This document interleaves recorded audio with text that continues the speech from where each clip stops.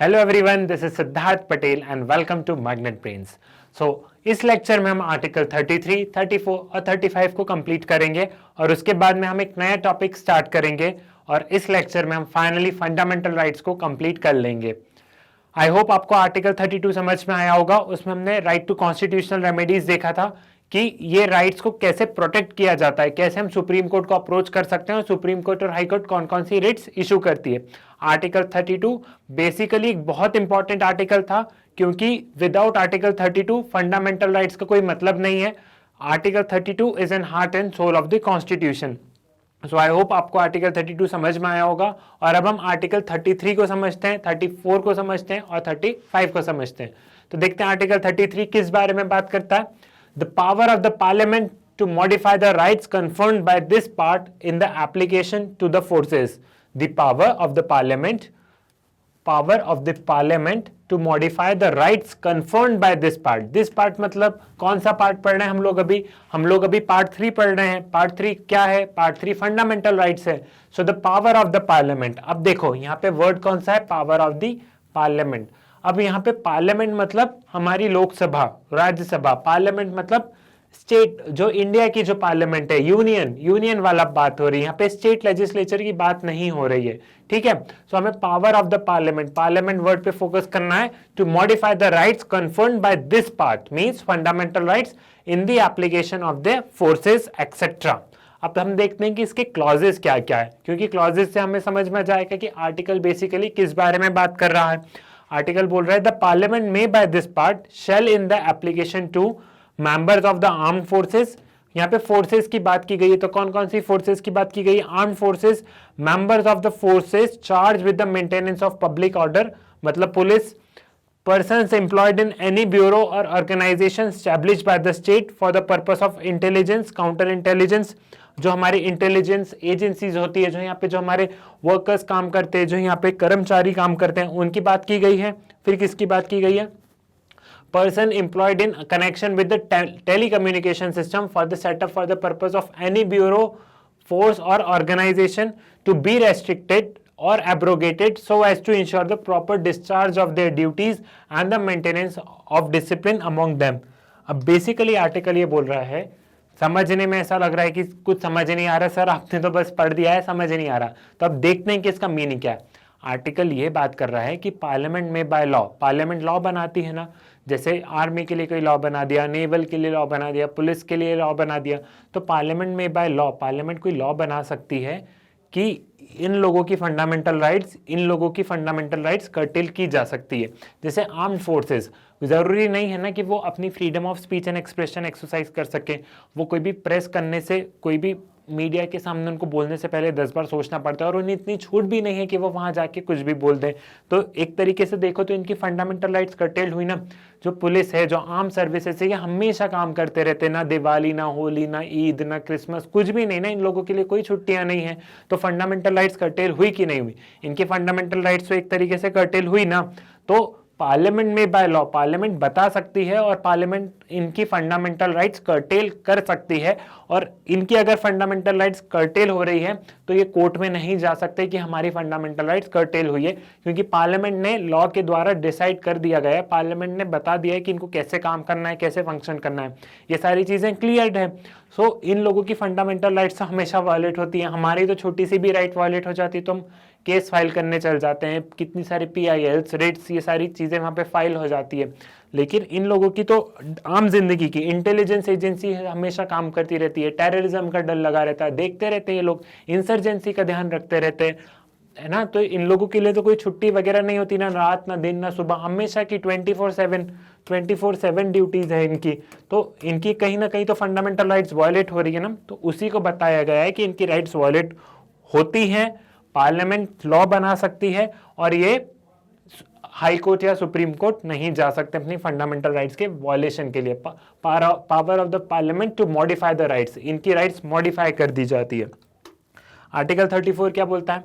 Article 34 बोलता है restrictions on the right confirmed by this part fundamental rights while martial law is in force. Martial law मतलब क्या होता है? मतलब मिलिट्री रूल। मार्शियल लॉ मतलब मिलिट्री रूल। हमारे यहाँ कहीं डिफाइन नहीं है कॉन्स्टिट्यूशन में मार्शल लॉ क्या है, लेकिन हम आर्टिकल 34 से इसको ले सकते हैं कि समझ सकते हैं कि restrictions on the right confirmed by this part while martial law is in force in any area. So इसमें मार्शल लॉ की बात की गई है। अब इस आर्टिकल में बोला क्या किया है कि अगर जैसे ये एक पूरी टेरिटरी है, ये हमारी टेरिटरी है और यहाँ पे मार्शल लॉ लगा दिया है, यहाँ पे मार्शल लॉ है, ठीक है, यहाँ पे मिलिट्री रूल लगा दिया है क्योंकि यहाँ पे लॉ एंड ऑर्डर की सिचुएशन खराब हो गई, दंगे वगैरह, वायलेंस, कुछ वार जैसा इशू है, ठीक है, तो यहाँ पे मार्शल लॉ लगा दिया गया है, इस एरिया में मार्शल लॉ लगा दिया गया है। तो उस टाइम के लिए इन लोगों की, जो यहाँ पे लोग रह रहे हैं, उनकी कहीं ना कहीं से फंडामेंटल राइट्स वायलेट होगी। तो जब फंडामेंटल राइट्स अगर आपके यहाँ पे वायलेट हो रही है तो आप सुप्रीम कोर्ट या हाई कोर्ट नहीं जा सकते। बेसिकली इसमें ये बताया गया है restrictions on the right confirmed while the martial law is in place. जब मार्शल लॉ होगा तब आप अपनी फंडामेंटल राइट्स आप एक्सरसाइज नहीं कर पाएंगे क्योंकि यहाँ पे मिलिट्री रूल है।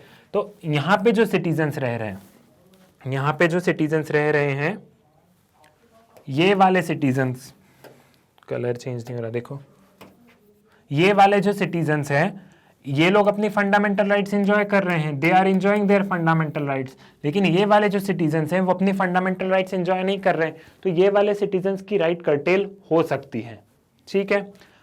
एक और पॉइंट है इसमें, एक डायमेंशन और है, जैसे ये टेरिटरी है, यहाँ पे मार्शल लॉ है,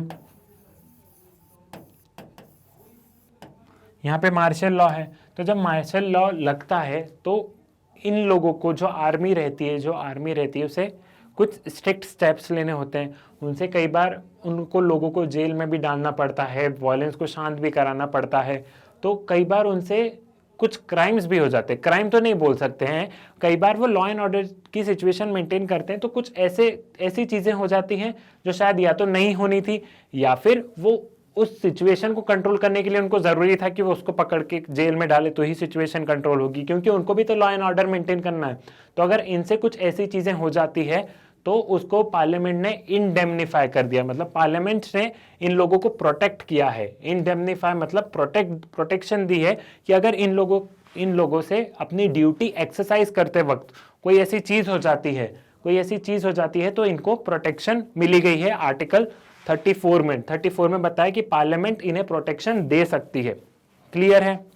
फर्स्ट पार्ट क्या बोलता है कि अगर यहाँ पे मार्शल लॉ है तो आपकी फंडामेंटल राइट्स वायलेट हो रही है तो आप नहीं जा सकते सुप्रीम कोर्ट, हाई कोर्ट, क्योंकि आपकी राइट्स का वायलेशन हो गई, क्योंकि यहाँ पे मिलिट्री रूल है, ठीक है, और यहाँ वाले लोग फंडामेंटल राइट्स एक्सरसाइज करेंगे। सेकंड पार्ट क्या बोलता है? सेकंड पार्ट ये बता रहा है कि ये लोग जब यहाँ पे अपना काम कर रहे हैं, ड्यूटी डिस्चार्ज कर रहे हैं, तो इन लोगों से कहीं ना कहीं दूसरे इंसान की फंडामेंटल राइट्स वायलेट होगी, तो इसके लिए इनको पार्लियामेंट ने इंडेमनीफाई किया, इन्हें प्रोटेक्शन दी है, ठीक है। ये वाला पॉइंट भी क्लियर है। लेकिन सुप्रीम कोर्ट ने ये बोला है कि अंडर आर्टिकल 34 अगर आप किसी को प्रिवेंटिव डिटेंशन में डाल रहे हो तो सुप्रीम कोर्ट हबीज कॉर्पस इशू कर सकती है, ठीक। सो ये चीज है, पार्लियामेंट शेल हैव, आर्टिकल 35 क्या बोल रहा है? Notwithstanding any part in this constitution, Parliament shall have and legislature of the time shall not have power to make laws. Parliament मतलब सिर्फ पार्लियामेंट लॉज बना सकती है, आर्टिकल 35 के अंदर लेजिस्लेचर नहीं बना सकता। अब आर्टिकल 35 बेसिकली बात क्या करता है? आर्टिकल 35 बेसिकली बात करता है कि कुछ फंडामेंटल राइट्स को एक्सरसाइज करने के लिए लॉ बनाते हैं। जैसे हमने देखा अनटचेबिलिटी के लिए लॉ बनाया गया, राइट टू एजुकेशन के लिए लॉ बनाया गया, तो कुछ फंडामेंटल राइट्स को एक्सरसाइज करने के लिए हमें लॉ बनाना पड़ता है, ताकि अगर वो एक्सरसाइज नहीं होगी तो पनिशमेंट कैसे डिसाइड होगा?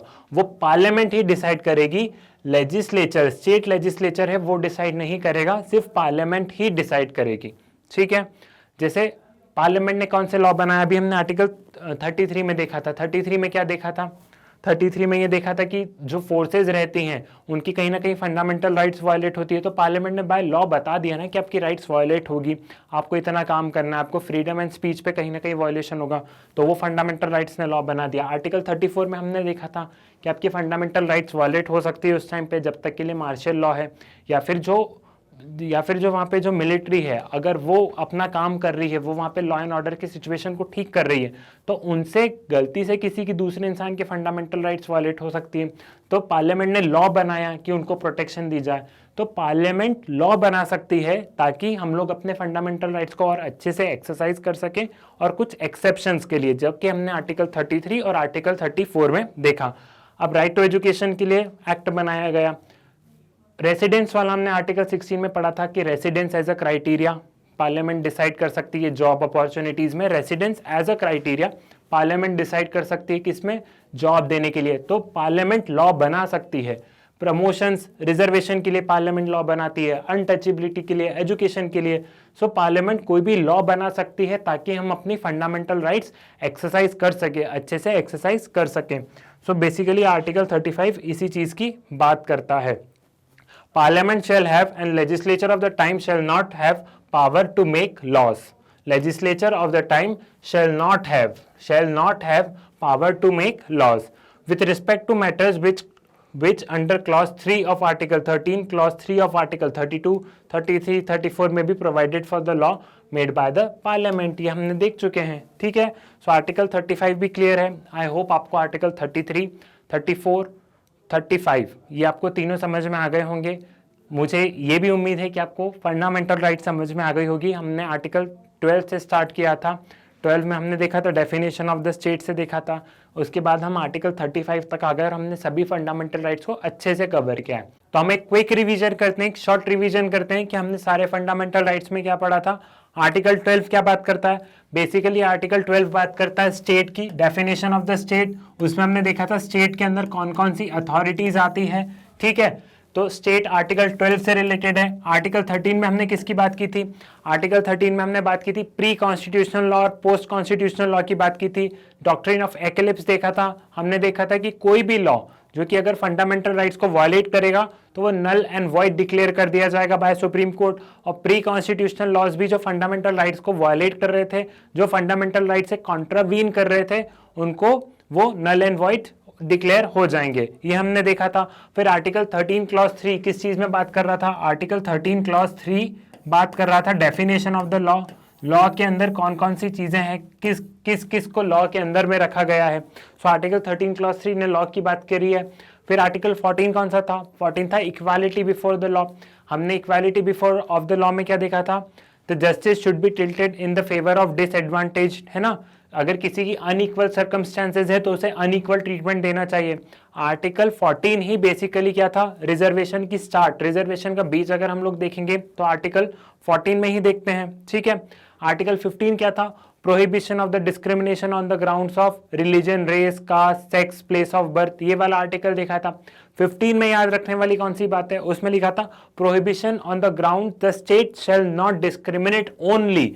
उसमें कौन सा वर्ड था? ओनली। ओनली वाले वर्ड को हमें बहुत ध्यान रखना है, क्योंकि ओनली के साथ में अगर एक और सर्कमस्टांसेस ऐड हो गई तो स्टेट फिर डिस्क्रिमिनेशन कर सकता है। फिर हमने आर्टिकल 16 देखा था इक्वालिटी ऑफ द अपॉर्चुनिटीज, जो कि पब्लिक एम्प्लॉयमेंट से रिलेटेड था। Equality of opportunities in the matter of public employment.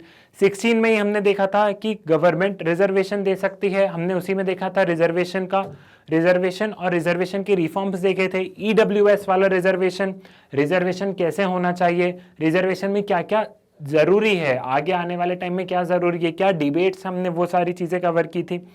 Article 17 क्या था? Prohibition of untouchability. बेसिकली हम ये सारी चीज़ें रिवाइज इसलिए कर रहे हैं ताकि आपको भी ध्यान में हो कि कोई चीज़ मिस ना हो, और आप भी ऐसे ध्यान में रखें कि देखो 14 में ये था, 15 में ये था, 16 में ये था, 17 किस बारे में बात करता है? अनटचेबिलिटी के बारे में बात करता है। पार्लियामेंट ने लॉ बनाया है अनटचेबिलिटी को प्रोहिबिट करने के लिए।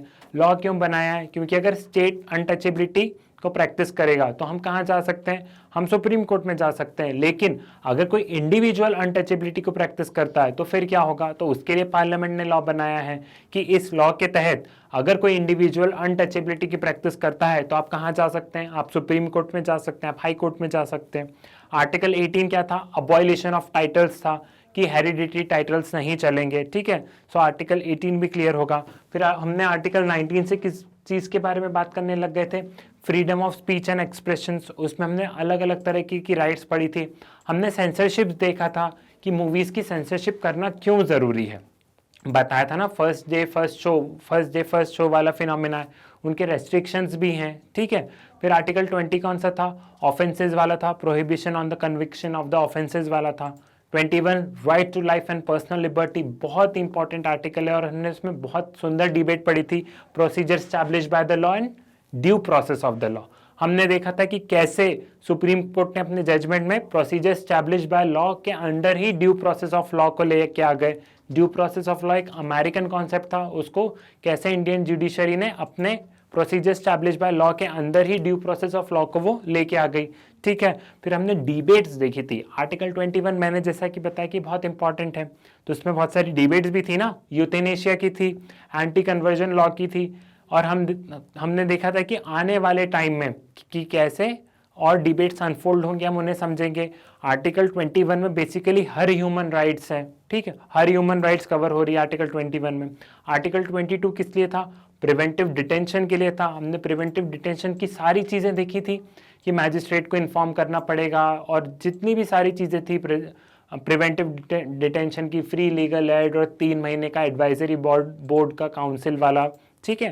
तो हमने आर्टिकल 22 को भी देखा था। आर्टिकल 23 कौन सा था, prohibition on the trafficking of human being वाला था। उसमें भी हमने देखा कि गवर्नमेंट इन सारी चीज़ों को प्रोहिबिट करती है, बेगार को प्रोहिबिट करती है। 24 कौन सा था, बताओ 24 कौन सा था। आर्टिकल 24 था चाइल्ड एम्प्लॉयमेंट वाला, कि हजार्डियस सब्सटेंसेस वाली फैक्ट्रीज में या फिर चाइल्ड एम्प्लॉयमेंट को ही प्रोहिबिट किया गया, तो वो हमने आर्टिकल 24 में देखा। फिर 25 टू 29 कौन सी थी, 25 टू 28 कौन सी राइट्स थी, रिलीजियस राइट्स थी। उसमें हमने देखा फ्रीडम टू प्रोपोगेट प्रोसेस, ये वाली जो सारी राइट थी, प्रोफेस वाली राइट्स जितनी भी थी वो उसमें थी। मुझे जैसा रिलीजन फॉलो करना है मैं वैसे कर सकता हूँ, तो ये सारी राइट्स उसमें थी। फिर 29 टू 30 वाली कौन सी राइट्स थी, 29 टू 30 में कल्चरल एंड एजुकेशनल राइट्स थी, ठीक है, उसके भी हमने रेस्ट्रिक्शंस देखे थे। देन हमने देखा था 32 में constitutional remedies, heart and soul of the constitution, इसे हमने बहुत अच्छे से कवर किया। एंड 33, 34, 35 हमने इसी लेक्चर में कवर किया। इसमें क्या क्या राइट्स हैं, पार्लियामेंट में बाय लॉ कौन कौन सी चीज़ कर सकती है, कौन कौन सी चीज़ नहीं कर सकती है, मार्शल लॉ जहाँ लगा रहेगा वहाँ पे फंडामेंटल राइट्स वायलेट होगी तो आप नहीं, मतलब आपकी फंडामेंटल राइट्स वायलेट होगी तो आप केस नहीं कर सकते। ये जितनी भी सारी चीज़ें थी हमने अच्छे से डिटेल में पढ़ा है। अब आपको एक नोट्स बनाना है, एक नोटबुक लेना है, उसमें आपको हर आर्टिकल्स के शॉर्ट नोट्स लिखने हैं जो प्रीलिम्स के पर्सपेक्टिव से इंपॉर्टेंट होंगे और मेंस के पर्सपेक्टिव से इन आर्टिकल से कौन कौन सी डिबेट्स अनफोल्ड होती है करेंट टाइम्स में, वो हम लोग करंट अफेयर्स की क्लासेस में देखेंगे। इन केस अगर कोई डिबेट आई तो जैसे एंटी कन्वर्जन लॉ वाली चल रही थी, ठीक है, तो जो भी डिबेट्स होंगी हम उन्हें समझेंगे। तो तब तक के लिए थैंक यू। हमने सारे आर्टिकल्स कवर कर चुके हैं, फंडामेंटल राइट्स हम पूरी कवर कर चुके हैं। अब हम एक नया लेक्चर स्टार्ट करेंगे, एक नए लेक्चर से हम एक नया टॉपिक स्टार्ट करेंगे और वो बेसिकली किस चीज़ से रिलेटेड होगा, पब्लिक इंटरेस्ट लिटिगेशन। एक नया टॉपिक है एंड पब्लिक इंटरेस्ट लिटिगेशन के बाद में हम लोग directive principle of state policy पढ़ेंगे। तो देखते हैं PIL क्या है, मिलते हैं नेक्स्ट लेक्चर। तब तक के लिए आप सभी को थैंक यू, ठीक है।